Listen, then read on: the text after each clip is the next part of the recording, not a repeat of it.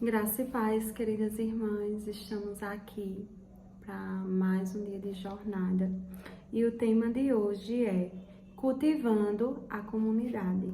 Eu já convido você a pegar a sua Bíblia, seu caderninho de anotações, porque hoje nós vamos falar sobre muitas coisas, né? E eu creio que o Senhor vai inspirar o teu coração, que você possa escrever as inspirações, né? Tudo aquilo que o Senhor tocar no seu coração. E lá em Tiago 3,18 vai dizer: você poderá ter uma comunidade saudável, sólida, bem-sucedida e que Deus aprova somente se trabalhar duro para fortalecer os relacionamentos, tratando todos com dignidade e honra. Lá em Atos 2,42 vai dizer: elas passarão a seguir o ensino dos apóstolos, a vida em comunidade e a refeição comunitária e a prática da oração. Comunidade exige comprometimento. Somente o Espírito Santo pode criar uma verdadeira comunhão entre cristãos, mas ele cultiva isso por meio das escolhas feitas e dos compromissos que fazemos. Paulo faz referência a essa dupla responsabilidade. Vocês estão unidos na paz por meio do Espírito. Portanto, esforcem-se para continuar unidos desse modo. Efésios 4:3. É necessário tanto o poder de Deus quanto o esforço nosso para gerar uma comunidade cristã amorosa. Infelizmente, muitos crescem em famílias com relacionamentos adversos, por isso carecem de habilidades relacionais necessárias para experimentar a verdadeira comunhão. Eles devem ser ensinados a lidar e a se relacionar com os outros membros da família de Deus. Felizmente, o Novo Testamento é repleto de instruções sobre a vida em comunidade, como afirma o apóstolo Paulo. Escrevo-lhe estas coisas para que vocês saibam como viver na família de Deus. Essa família é a igreja. 1 Timóteo 3, do 14 ao 15. Se você está cansado de comunhão dissimulada e gostaria de cultivar uma comunidade amorosa e verdadeira em seu grupo, na classe de estudo ou na igreja, será necessário fazer algumas escolhas difíceis e assumir alguns riscos. Em primeiro lugar, a vida em comunidade exige sinceridade. Você deve cuidar para que a verdade seja dita, em amor, claro. Mesmo quando se sentir tentado a ignorar o problema ou evitar o assunto. Embora seja muito mais fácil permanecer em silêncio enquanto os outros à nossa volta prejudicam a si mesmos e aos outros com alguma prática pecaminosa. Essa não é uma atitude de amor. São poucos os que podem contar com alguém que os ame o suficiente para dizer-lhes a verdade, mesmo quando machuca. Então, continuam no caminho da autodestruição. Em geral, sabemos o que precisa ser dito a alguém, mas temores nos impedem de fazê-lo. A comunhão é sabotada pelo medo, quando ninguém tem coragem de se manifestar enquanto a vida de um membro desmorona. A Bíblia nos manda seguir a verdade em amor. Efésios 4:15. Porque não podemos viver em comunidade sem sinceridade. Salomão declara: a resposta sincera é sinal de uma amizade verdadeira. Provérbios 24:26.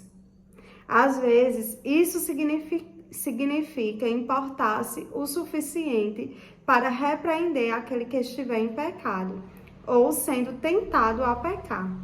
Paulo aconselha: irmãos e irmãs, se alguém em seu grupo comete algum erro, vocês que são espirituais deverão procurar essa pessoa e gentilmente ajudá-la a se corrigir. Gálatas 6, do 1 ao 2. Muitas comunidades e grupos mantêm um relacionamento superficial por recear os conflitos. Toda vez que uma questão delicada vem à tona, ela é imediatamente encoberta, a fim de preservar a falsa sensação de paz. O senhor Panos Quentes intervém e tenta aplacar os anônimos. O assunto nunca é resolvido e todos vivem com uma frustração encoberta. Todos sabem do problema, mas ninguém fala sobre ele abertamente. Isso cria um ambiente doentio de segredos e fofocas. Paulo é incisivo quanto a esse assunto. Essa nova vida traz mudanças. Chega de mentiras, chega de fingimento. Falem a verdade. No corpo de Cristo, estamos, antes de tudo, conectados uns com os outros. Se você mente para alguém, está mentindo para você mesmo. Efésios 4:25. A verdadeira comunhão no casamento, na amizade ou na igreja depende da franqueza. Na verdade, o túnel do conflito é a travessia para a intimidade em qualquer relacionamento, até que os envolvidos se importem o suficiente para enfrentar e solucionar os obstáculos encobertos. Jamais estarão realmente próximos uns dos outros. Quando tratamos o conflito da maneira correta, crescemos em intimidade uns com os outros, pois enfrentamos e resolvemos nossas diferenças. A Bíblia diz: a verdade é que as pessoas valorizam a sinceridade mais que a bajulação. Provérbios 28:23. A franqueza, no entanto, não é uma licença para se dizer o que quer, onde quer e sempre que quiser. Não é grosseira. A Bíblia diz que existe um tempo certo e um modo certo de fazer cada coisa. Eclesiastes 8:6. Palavras impensadas deixam feridas permanentes. Deus nos manda tratar os membros da igreja com o mesmo amor que dedicamos à família. Nunca empregue palavras duras quando for corrigir um idoso, mas fale com ele como se fosse seu pai. Converse com os jovens como se fossem seus irmãos, com as mulheres idosas como se fossem sua mãe, e com os jovens como se fossem suas irmãs. 1 Timóteo 5, do 1 ao 2. Lamentavelmente, milhares de comunidades foram destruídas por falta de honestidade. Paulo precisou repreender a igreja de Corinto pelo seu silêncio passivo ao permitir a imoralidade no meio deles. Visto que ninguém teve coragem de enfrentar o problema, ele então se pronunciou: vocês não podem apenas ficar olhando e esperar que tudo se resolva. Tratem da questão e resolvam o problema na autoridade de Jesus, nosso Senhor, que estará presente entre vocês. Submetam a conduta desse homem perante todos. A arrogância e a insensibilidade de vocês nessa questão me perturbam. Vocês trataram o caso como se fosse nada. Escrevi na minha carta anterior que vocês não devem se sentir à vontade com quem vive na promiscuidade. Não quis dizer também que vocês não devam ter nenhum tipo de relacionamento com gente fora da comunidade. O mesmo vale para os corruptos de nenhum tipo e para os religiosos impostores. Para não ter contato com esse tipo de gente, vocês teriam de sair do mundo. Mas estou dizendo que, quando um amigo que se alega cristão se comporta de modo promíscuo ou corrupto, cheio de revolta contra Deus ou contra os amigos, se embebeda ou se torna explorador, vocês não devem agir como se tudo isso fosse normal. Não podem simplesmente conviver com isso, como se fosse um comportamento aceitável.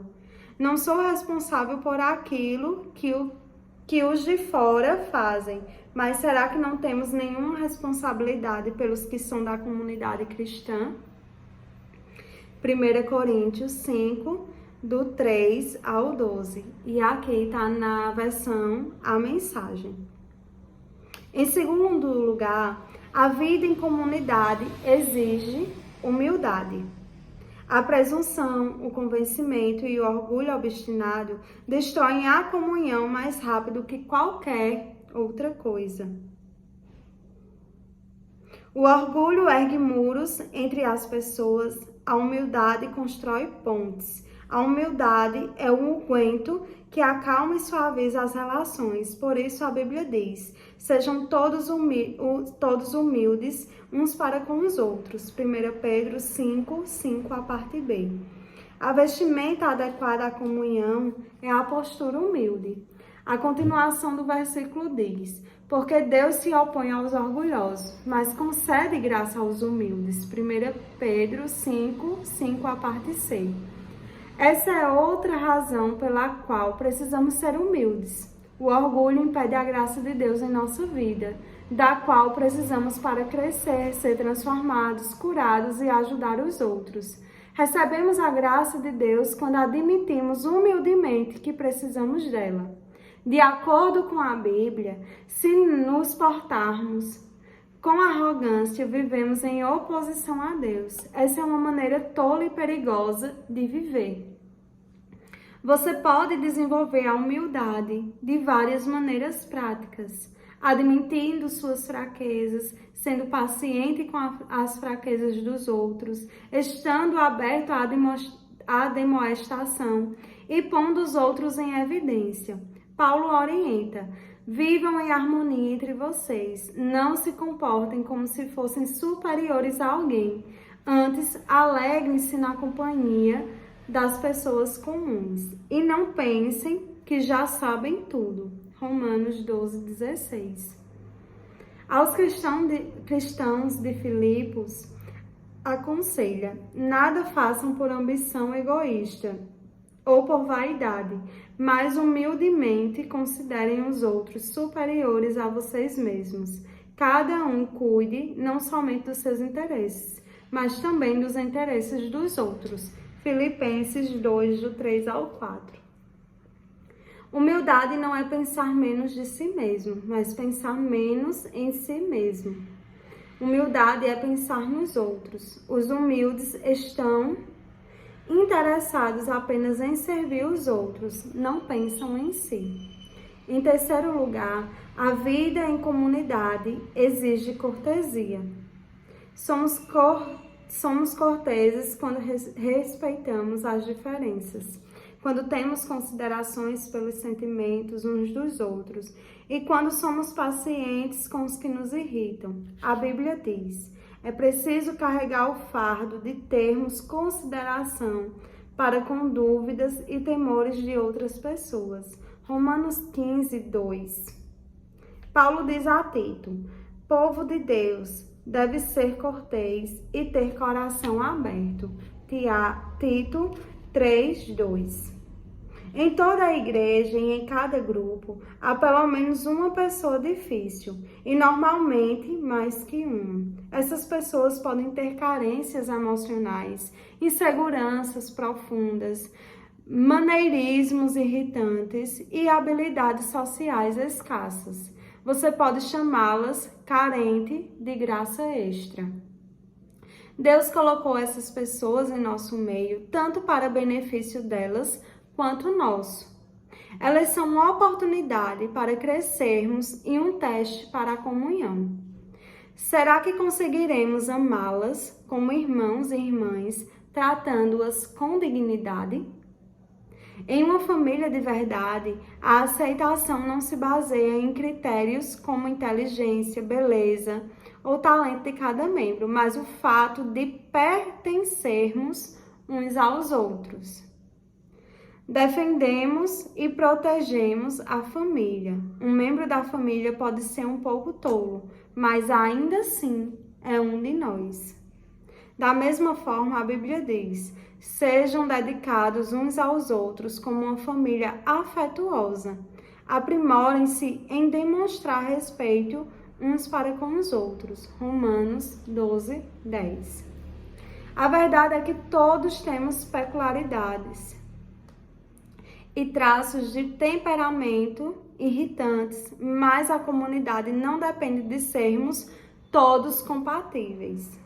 O fundamento para termos comunhão é nosso relacionamento com Deus. Somos uma família. Um elemento essencial para a cortesia é conhecer a origem das pessoas. Descubra o histórico delas. Quando você souber as experiências pelas quais já passaram, certamente será mais compreensivo. Em vez de pensar na distância que ainda precisam percorrer, pense no trajeto que já percorreram, apesar da dor que carregam. Outro procedimento que faz parte da cortesia é não subestimar as dúvidas dos outros. O fato de você não temer alguma coisa não torna esse sentimento inválido. A verdadeira comunidade é construída quando as pessoas sabem que é seguro compartilhar medos e dúvidas sem serem julgados. Em terceiro lugar, a comunidade exige sigilo. Somente um ambiente seguro, onde existe acolhimento amável e sigiloso, as pessoas irão se abrir e compartilhar suas maiores mágoas, necessidades e erros. Sigilo não significa ficar em silêncio enquanto nosso irmão peca, mas saber que aquilo que for comentado no grupo ficará restrito ao grupo. É necessário conviver com isso e evitar a fofoca. Deus detesta a fofoca, principalmente quando maldosamente disfarçada de pedido de oração em favor de alguém. Deus diz: os maus provocam discussões, e quem fala mal dos outros separa os maiores amigos. Provérbios 16, 28. A fofoca sempre causa mágoa e discórdia, e não só isso, também destrói amizades. Deus deixa isso claro quando nos orienta a advertir os que causam dissensão entre cristãos. Ver Tito 3:10. Eles podem até deixar o grupo ou a igreja, ao serem confrontados com ações que semeiam a discórdia. Contudo, a comunhão da igreja é mais importante que qualquer indivíduo. Em quarto e último lugar, a vida em comunidade exige constância. Você deve manter contato regular com seu grupo, a fim de desenvolver a verdadeira comunhão. Relacionamentos exigem tempo. A Bíblia diz: não abandonemos, como alguns estão fazendo, o costume de assistir às nossas reuniões. Pelo contrário, animemo-nos uns aos outros. Hebreus 10, 25. Devemos desenvolver o hábito de nos reunir. Hábito é algo que você faz com frequência, não uma vez ou outra. É preciso passar tempo com as pessoas, muito tempo, para estabelecer relacionamentos íntimos. Por isso, observamos uma comunhão tão superficial em muitas igrejas. Não passamos tempo suficiente juntos e o tempo que passamos é quase sempre gasto para ouvir uma única pessoa falar. Uma comunidade não é formada de acordo com nossa conveniência. Vamos nos reunir quando eu tiver vontade, mas na convicção de que é necessário para a nossa saúde espiritual. Se você quiser cultivar comunhão verdadeira, isso significa reunir-se quando não tenha vontade, porque você acredita que é importante. Os primeiros cristãos reuniam-se todos os dias. Regularmente, eles adoravam juntos no templo todos os dias. Reuniam-se em grupos pequenos nas casas para a comunhão e participavam das suas refeições com grande alegria e gratidão. Atos 2, 46. Viver em comunhão requer investimento de tempo. Se você é membro de um pequeno grupo ou de uma classe de escola dominical, recomendo que faça um pacto entre todos no qual estejam incluídas as 9 características da comunhão bíblica. Compartilharemos nossos verdadeiros sentimentos, a autenticidade, incentivaremos uns aos outros, reciprocidade, apoiaremos uns aos outros, compaixão, perdoaremos uns aos outros misericórdia, falaremos a verdade com amor, sinceridade, admitiremos nossa fraqueza, humildade, respeitaremos nossas diferenças, cortesia, não divulgaremos segredos alheios que nos são ditos em confiança, sigilo, e faremos do grupo uma prioridade, constância. Quando você olha a lista de características, fica evidente o motivo porque a comunhão de verdade é algo tão raro. Ter comunhão significa desistir de nosso individualismo e independência para nos tornarmos interdependentes. Os benefícios de compartilhar a vida uns com os outros, no entanto, são plenamente compensadores e nos prepararão para o céu. Amém? Louvado seja Deus por essa palavra, né? Hoje é o nosso 19º dia e pensando sobre o meu propósito de vida, o tema para a reflexão de hoje é: comunidade exige comprometimento. O versículo para memorizar é 1 João 3,16. Aqui está na versão GWT, que vai dizer assim: não compreendemos o que é o amor quando descobrimos que Cristo deu sua vida por nós. Nós compreendemos o que é o amor quando descobrimos que Cristo deu sua vida por nós. Isso significa que temos de dar a nossa vida por outros fiéis. E a pergunta para a meditação de hoje é: como eu poderia hoje ajudar meu grupo e minha igreja a desenvolver as características de uma comunidade verdadeira, né? Que o Senhor aplique essas palavras nos nossos corações e que essas palavras penetrem tão profundo que venha, né, nos dar um novo caráter e uma nova maneira de pensar e de agir, né?